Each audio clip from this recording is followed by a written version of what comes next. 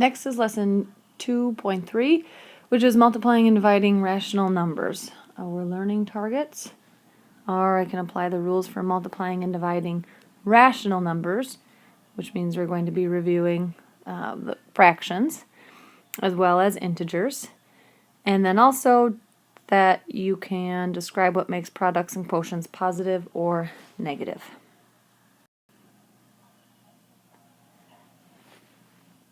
Hopefully you remember from last year that the product of two positive integers is a positive. So 3 times 2 is 6. The product of two negative integers is also going to result in a positive. So negative 3 times negative 2 is positive 6. And then when you have one of each, a positive and a negative, the result is a negative integer. And it doesn't matter which one you start with. So negative 3 times 2 is negative 6. So is 3 times negative 2. So let's review how you use those rules with rational numbers. First of all, anytime you have a positive and a negative and you're finding the product of them, their answer is going to be a negative. So in the first example here, I would probably want to rewrite 8 as 8 over 1, and then negative 5/4. Remember, if it helps you, you can cross cancel when you're multiplying fractions. You don't have to. But since 4 and 8 both have 4 that goes into them, I can divide each by 4. So 4 divided by 4 is 1. 8 divided by 4 is 2. Now the numbers are a little bit easier to multiply, and we just multiply straight across. So 2 times negative 5 and 1 times 1 will be multiplied. And the answer is negative 10 over 1, which I will just write as negative 10. In the next one, negative 4/5 times negative 8/15. If I'm looking at the diagonals, again to see if I can do any cross-canceling, the 4 and the 15 don't have anything that goes into both, neither do the 5 and the 8. So I'll just start out by multiplying straight across. Again, a negative times a negative is a positive. And in this case, that's positive 32. And 5 times 15 is 75. Reduce if you can. We can't. So 32 over 75 is our answer. When you are evaluating, plug in the values for C and for D into each expression. So in A, we have the opposite of the product of C times D.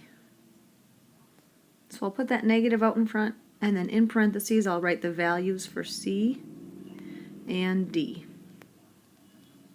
And then I'll simplify it. So negative 8 times negative 7 is positive 56. And then this negative just ends up right in front of my answer. So it simplifies to negative 56. Why don't you try the next two on your own? Pause the video, and then when you're ready, you can come back and check your answer. Alright, here are the other two answers. For the second one, for B, the answer is positive 386. All of the work is shown here. So make sure you take a look at that if you did not get the 386 as your answer. And then the same for letter C. The answer is negative 56. Hopefully you also remember these exponents and powers from last year. Remember that 2 cubed in letter A represents the base of 2. The base is that big number, which in this one, right there, the base is 2. And then the exponent, the 3, tells us how many times 2 is being multiplied by itself. So this one is 2 times 2 times 2, which is positive 8. You have to be careful anytime there's negatives involved with powers. In letter B, the parentheses around the negative 2 tell us, again, that the exponent is attached to the parentheses, which the parentheses are holding the negative and the 2 all together. So our base is actually negative 2 times negative 2 times negative 2. Negative 2 times negative 2 is positive 4, and 4 times negative 2 is negative 8. And then in C, again, be careful because this time the exponent, 3, is actually only attached to the 2. And then the negative is out in front. So we have a negative out in front, 2 times 2 times 2. Simplify what's in the parentheses first, so we'll get 8, and then attach that negative last. So the result is negative 8.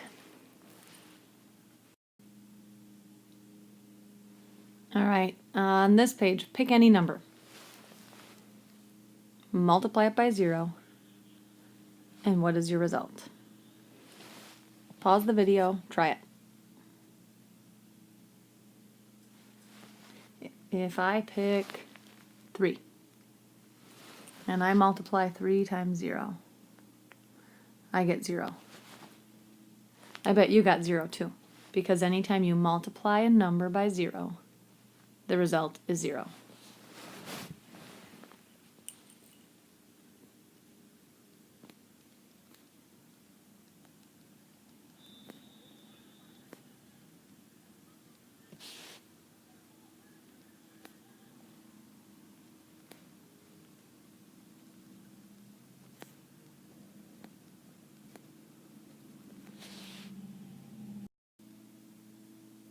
The rules for dividing rational numbers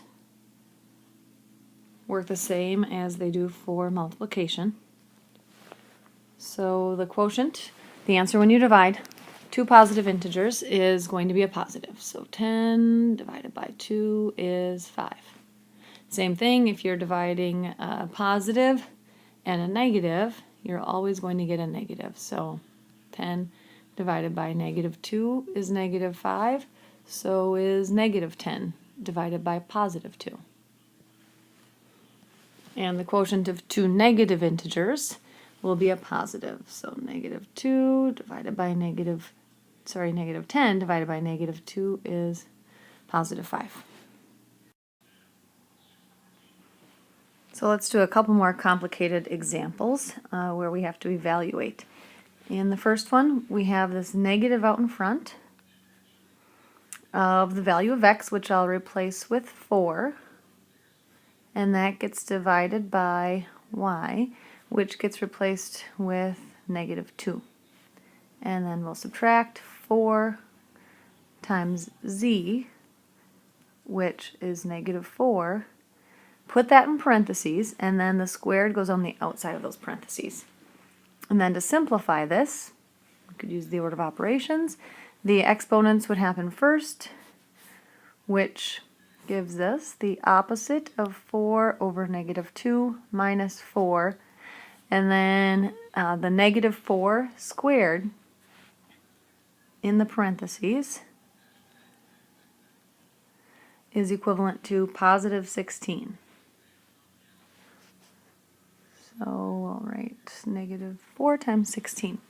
And then if my next step is to simplify this fraction, negative 4 divided by negative 2, remember that's a positive 2, minus, and then 4 times 16 is 64. 2 minus 64, you could use keep, change there, if that helps you simplify these, and then that would become 2 plus negative 64, which we have more negatives, and that makes our answer a negative, and when I subtract I get 62. So the result is negative 62. In the next one, we end up with replacing p with 3 halves, and p is divided by r, so it's 3 halves divided by negative 3/4.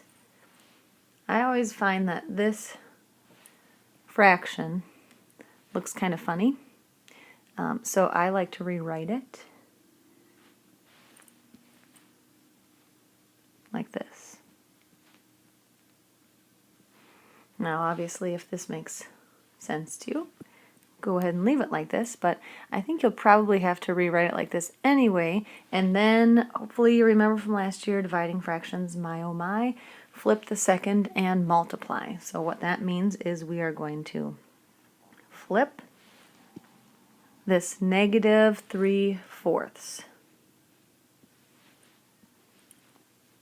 and then change it to a multiplication problem. So 3 halves times 3/4 becomes 4/3 when you flip it, and then this negative, I always just keep it with the numerator.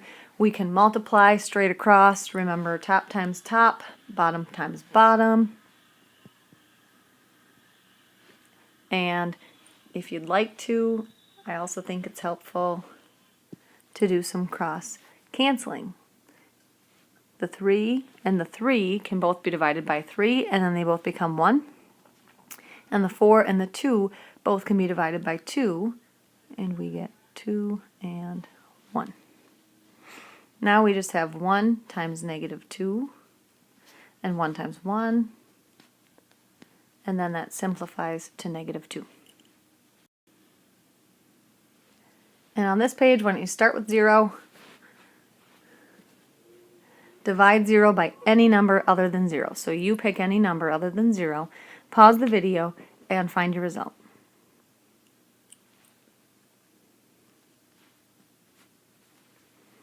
You can see that I chose to divide 0 by 7, and my result is 0. I bet even if you did not divide your 0 by 7, if you chose any number other than 0, your result was the same, and that's because 0 divided by any number other than 0 will always give you 0.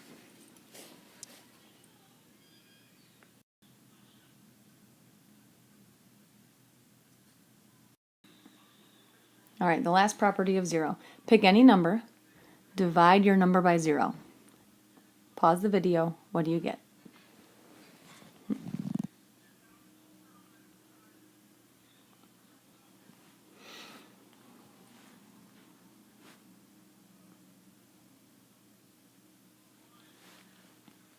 I'm going to choose 3. 3 divided by 0.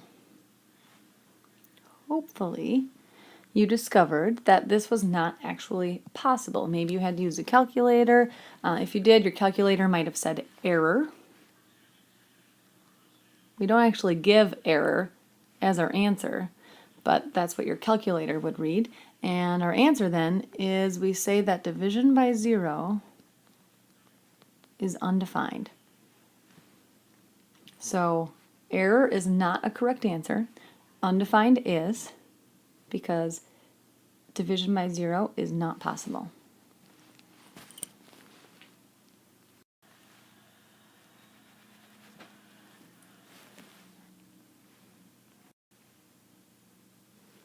And here's our last slide for the lesson. Why don't you take a minute or two and fill out what you think would be the correct answers here. A product or quotient will be a negative number if, and then fill in the blank. And then the same thing below, a product quotient will be a positive number if, fill it in, and we'll chat about it tomorrow in class.